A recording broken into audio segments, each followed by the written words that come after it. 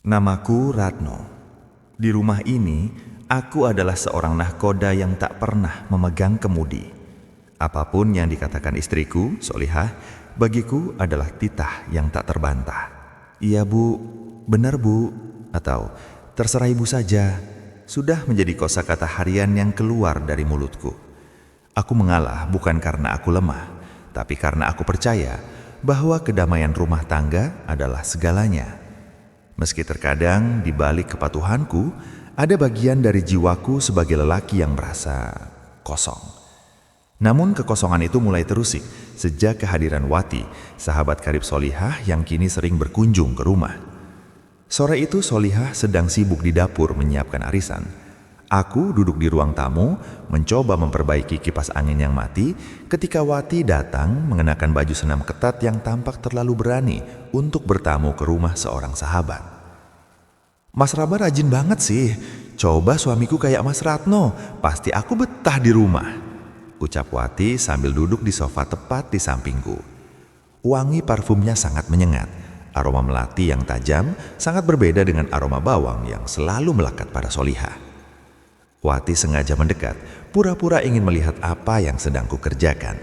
Bahunya yang berkeringat tipis menyentuh lenganku, sebuah kontak fisik yang seharusnya kuhindari, namun entah mengapa membuat tanganku gemetar. Iya Mbak Wati, ini cuma kipas rusak, jawabku dengan suara rendah, tetap menunduk agar tidak menatap matanya yang tampak lapar. Mas Ratno itu terlalu baik. Solihah itu beruntung, tapi kayaknya dia nggak sadar punya berlian di rumah. Kalau aku jadi Solihah, Mas nggak akan aku biarin kerja sendirian begini, bisiknya. Suaranya serak-serak basah, tepat di telingaku. Tiba-tiba dari dapur, Solihah berteriak dengan nada ketus. Mas, itu kipas udah bener belum? Jangan malah bengong. Wati, masuk sini bantuin aku, jangan malah gangguin suamiku. Aku hanya bisa menghela nafas. Iya bu, sebentar lagi bener. Wati berdiri, namun sebelum ia melangkah ke dapur, ia sempat meremas pelan bahuku dan memberikan kedipan yang sangat intim. Sabar ya mas sayang, bisiknya nyaris tak terdengar. Di saat itulah, aku menyadari bahwa Wati tidak hanya datang sebagai tamu, dia datang sebagai pemangsa yang tahu betul di mana letak luka di hatiku. Dan untuk pertama kalinya dalam bertahun-tahun, aku merasa kepatuhanku pada Solihah mulai terasa seperti penjara yang kuncinya dipegang oleh Wati. Siang itu, rumah terasa sangat sunyi setelah Solihah pergi ke pasar dengan sepeda motornya. Aku sendirian, atau setidaknya begitulah pikiranku. Namun ternyata Wati masih di sini. Dia beralasan ingin menumpang mandi karena gerah setelah membantu Solihah tadi pagi.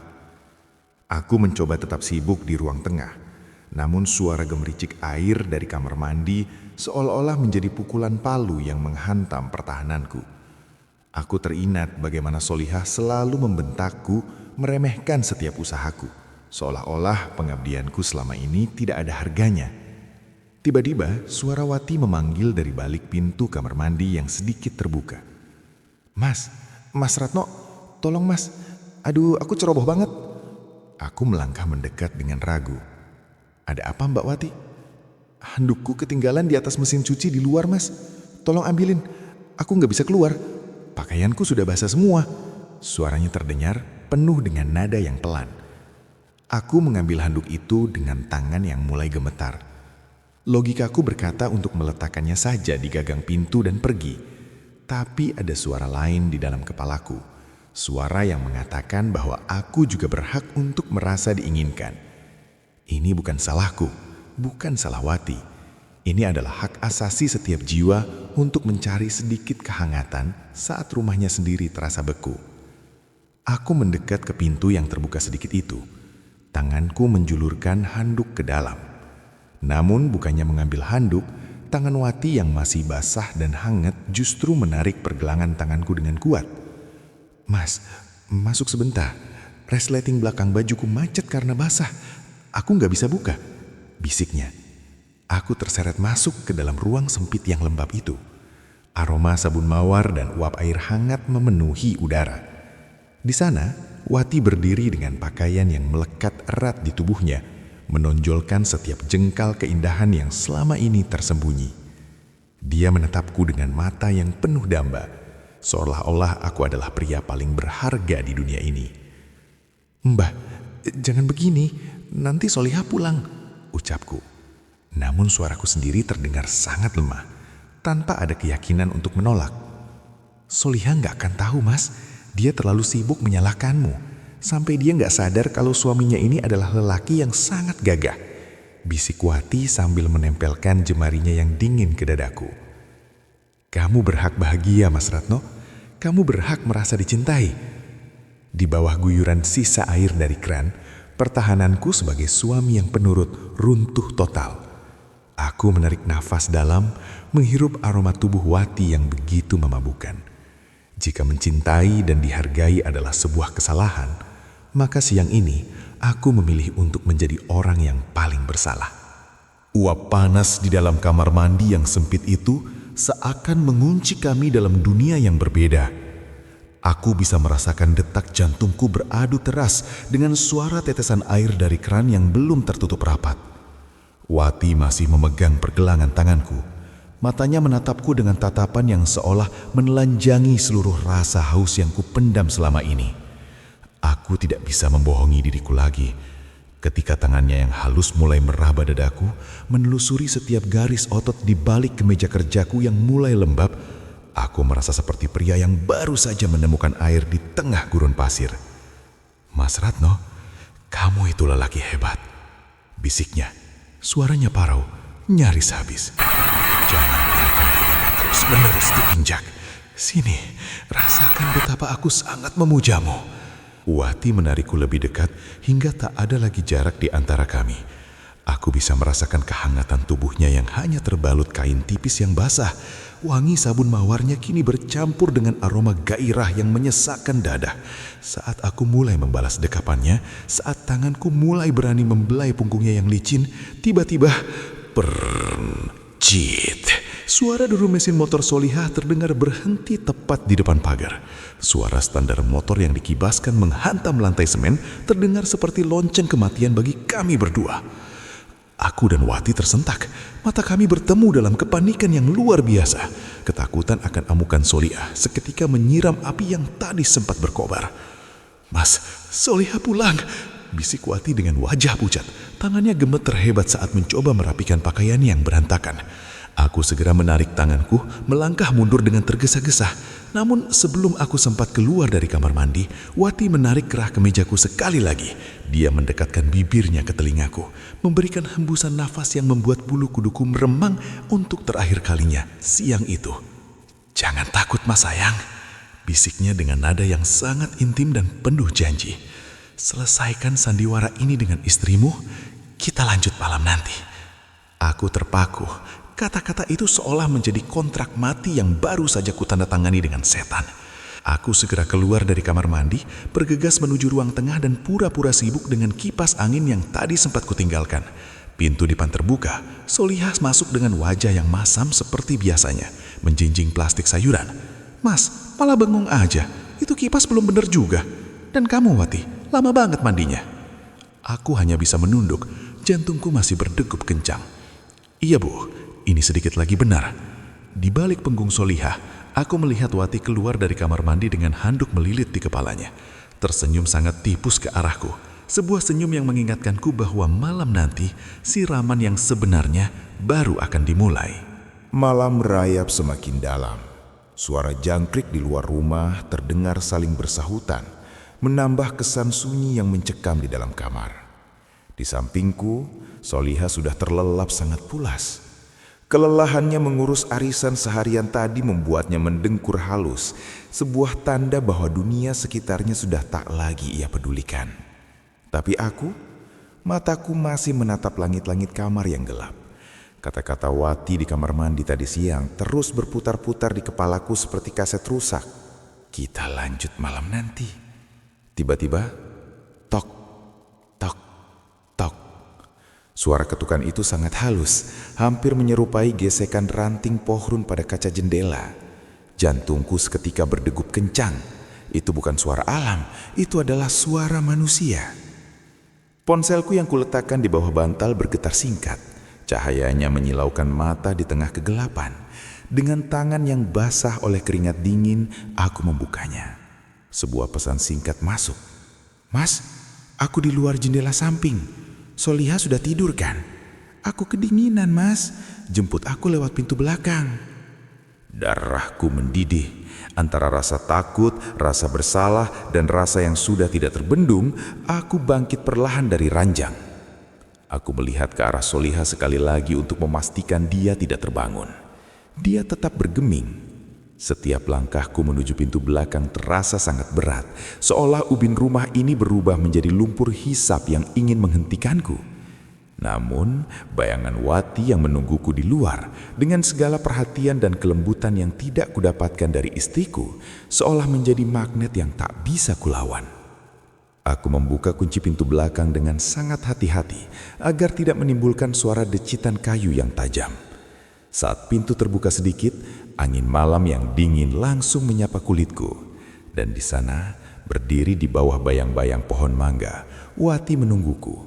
Dia hanya mengenakan daster tipis dengan jaket yang terbuka. Rambutnya terurai dan matanya berkilat di bawah cahaya rembulan yang pucat. Dia tersenyum, sebuah senyuman yang meruntuhkan sisa-sisa pertahanan terakhirku sebagai suami. "Mas, akhirnya kamu datang," bisiknya sambil melangkah masuk tanpa diundang. Aku segera menutup pintu di belakangnya. Di dapur yang gelap itu, Wati langsung menghambur ke pelukanku, membenamkan wajahnya di dadaku yang bidang. Wangi melati dari tubuhnya kembali menyerang indera penciumanku, lebih kuat dari sebelumnya. "Mas Ratno, malam ini biarkan aku membuktikan bahwa kamu adalah lelaki yang paling pantas untuk dicintai," bisiknya tepat di leherku. Aku tahu ini salah. Aku tahu ini adalah jalan tanpa kembali. Tapi saat tangannya yang hangat mulai menyentuh tengkuku, aku menyadari bahwa malam ini aku bukan lagi suami yang selalu mengalah. Malam ini aku adalah seorang pria yang sedang menagih hak asasinya untuk bahagia. Dapur yang biasanya hanya menjadi tempatku mencuci piring atau mendengarkan keluhan Solihah, kini berubah menjadi medan perang bagi jiwaku. Di bawah cahaya remang dari lampu jalan yang menembus ventilasi, aku bisa melihat mata Wati yang berkilat, penuh kemenangan, penuh dengan rasa yang tak lagi disembunyikan. Dia tidak membuang waktu. Wati merangsek maju, mendorong tubuhku hingga punggungku membentur meja makan kayu yang dingin. Tangannya yang hangat langsung menjalar ke balik kemejaku, menyentuh kuritku dengan cara yang belum pernah dilakukan Solihah selama bertahun-tahun. "Mas Ratno," bisiknya, suaranya bergetar tepat di depan bibirku. "Cukup sudah jadi orang baik. Malam ini, jadilah lelaki yang hanya milikku." Saat jemari Wati mulai memainkan kancing kemejaku satu persatu, aku merasa tembok raksasa di dalam dadaku hancur berantakan. Aku tidak lagi menahan diri. Tanganku yang biasanya kaku kini bergerak dengan naluri purba, mencengkeram pinggangnya, menariknya hingga tubuh kami benar-benar menyatu tanpa celah. Aku bisa merasakan napas Wati yang memburu, panas di leherku. Setiap rintihan kecil yang lolos dari bibirnya saat aku mencium ceruk lehernya adalah bensin bagi api yang sudah menyulut sekujur tubuhku. Dia mencumbu leherku dengan penuh lapar, seolah dia ingin menandai setiap inci kulitku sebagai wilayah kekuasaannya. "Mas, begini seharusnya pria memperlakukan wanita." Nada parau. Logikaku mati total. Di dapur yang sunyi ini, aku bukan lagi Ratno yang malang. Aku bukan lagi suami yang selalu disalahkan. Aku adalah pria yang sedang mengambil paksa harga diriku kembali di tangan wanita ini. Aku mengangkat tubuh Wati ke atas meja makan, membuat piring-piring di sana bergeser pelan dengan bunyi denting yang mendebarkan hati. "Wati, kamu akan menghancurkanku," bisikku serak. Suara yang keluar dari kedalaman tenggorokanku yang sudah kehilangan kendali. "Hancurlah bersamaku, Mas. Karena hanya di kehancuran ini kamu akan merasa hidup," jawabnya sambil menarikku lebih dalam ke dalam pelukannya. Di ruang sebelah, Solihah masih terlelap. sama sekali tidak menyadari bahwa di atas meja makannya, suaminya sedang melakukan pemberontakan yang paling manis. Aku tidak lagi peduli pada hari esok. Malam ini, di bawah bayang-bayang dapur yang gelap, aku telah benar-benar melupakan segala kepatuhanku. Aku telah memilih jalanku sendiri. Fajar mulai menyingsing, membawa cahaya pucat yang menembus ventilasi dapur. Wati sudah lama pergi, menyelinap lewat pintu belakang sesaat sebelum ayam jantan berkokok, meninggalkan keheningan yang terasa berbeda di rumah ini. Aku berdiri di tempat yang sama, di depan meja makan yang semalam menjadi saksi bisu pemberontakanku. Aku merapikan letak piring yang sempat bergeser, menghapus setiap jejak yang mungkin tertinggal. Di dalam kamar, Solihah baru saja terbangun. Terdengar suaranya yang ketus memanggil namaku, menyuruhku untuk segera menjerang air panas. "Mas Ratno, bangun, jangan malas-malasan," teriaknya dari kejauhan. Aku menarik napas panjang, tersenyum tipis. Sebuah senyum yang tidak akan pernah ia mengerti. Aku melangkah menuju dapur dengan tenang. "Iya, Bu, ini sudah siap," jawabku, tetap dengan nada penurut yang sama. Tapi di dalam sini, di balik dadaku, semuanya telah berubah. Aku tidak lagi merasa rendah diri. Aku tidak lagi merasa sebagai pecundang. Rahasia semalam dengan Wati telah memberiku kekuatan baru, bahwa di balik kepatuhanku, aku punya dunia yang tak terjamah oleh siapapun. Aku tetap menjadi Ratno yang penurut di mata dunia, tapi aku adalah raja di dalam rahasia yang kupendam sendiri. Karena pada akhirnya, setiap manusia berhak untuk bahagia, meskipun jalan yang ia tempuh harus bersembunyi di balik bayang-bayang malam. Terima kasih telah setia mendengarkan kisah Ratno, pria yang menemukan harga dirinya di saat-saat yang tak terduga. Ingatlah, di balik kesabaran selalu ada api yang siap membara. Tetaplah bersama kami di Zona Romantis, tempat berkumpulnya kumpulan cerita-cerita romantis terbaru yang disampaikan dengan narasi suara yang menyentuh jiwa dan menggetarkan perasaan Anda. Kami hadir untuk membisikkan sisi lain dari cinta yang tak pernah terungkap. Sampai jumpa di episode selanjutnya. Saya pamit, tapi getaran cerita ini akan tetap tinggal di hati Anda. Jangan lupa, berikan dukungan kalian dengan komentar di bawah. Mantap, Bang! Agar kita terus bisa berbagi rasa di sini. Namaku Marno, usiaku 37 tahun.